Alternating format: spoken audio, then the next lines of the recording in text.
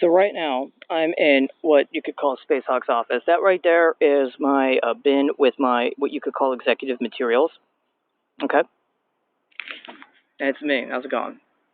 Charity Colleen Crouse, founder and president of Space Hawk LLC. Just so you know, I sent my taxes in at the beginning of 2020 to the IRS.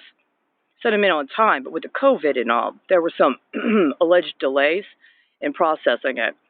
I recorded whatever I had got, I'm sorry, 2021, not 2020, 2021. I had recorded the COVID relief as income for my small business. I have plenty of videos online about the specifics and the decision relative to that. Why? Because every single purchase I made with the COVID relief, I kept every receipt and I kept everything I did because it was a strategic purpose. Because of the context we were in, I identified them as purchases for my small business. I did not receive any small business relief through the COVID appropriations allegedly for small businesses, including through a bank. I took what the government sent as personal income, and I took that personal income and I invested it in my business. And when I did my taxes, I computed my taxes, and I computed the cost, the business costs for my taxes, and I would have received a $1,233 tax return. I said that I wanted $1,200 put into a United States savings bond.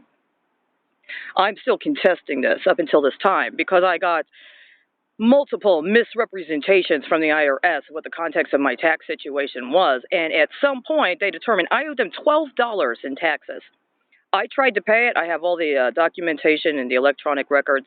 I did have it printed out at the time in my office of my efforts to pay, including alleged confirmation of receipt of payment. And then something would happen that I understood was an attempt to try to compel me to confirm that I would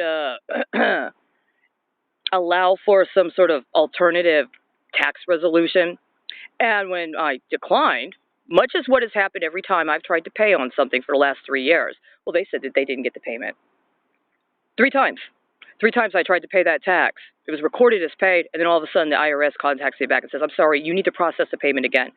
I understood every single time I tried to pay my tax, they were trying to extort me to agree to cooperate with crime. And they refused to acknowledge I paid that $12 tax, which I contend is actually tax fraud, because I should have received a $1,200 savings bond. If I had received that $1,200 savings bond, I would have used it in connection with the things that I purchased as part of my COVID relief that were specific to the business, but also were understood in the understanding that we were dealing with a situation where, based on what was going on, that we were talking about the stock of the American people. And that some of that, at some point, would have been appropriate for an actual outlay process in connection with what we would need to govern ourselves.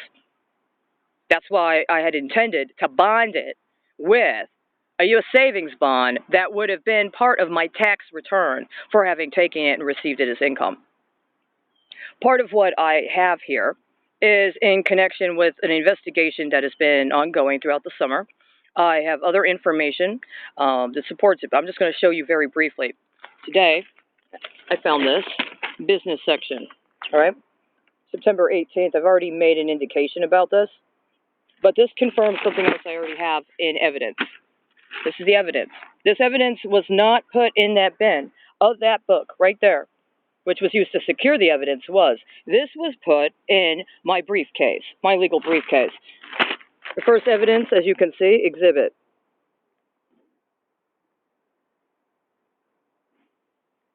July 31st, 2022.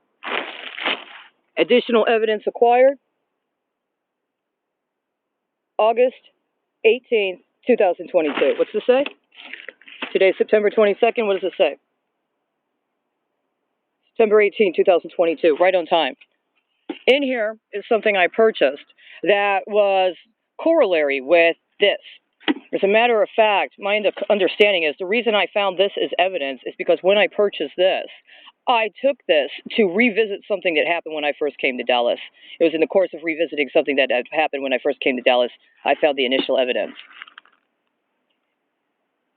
Not all of the evidence would be mine, by the way. I would have needed to have subpoenaed video footage from the transit stop where this was acquired.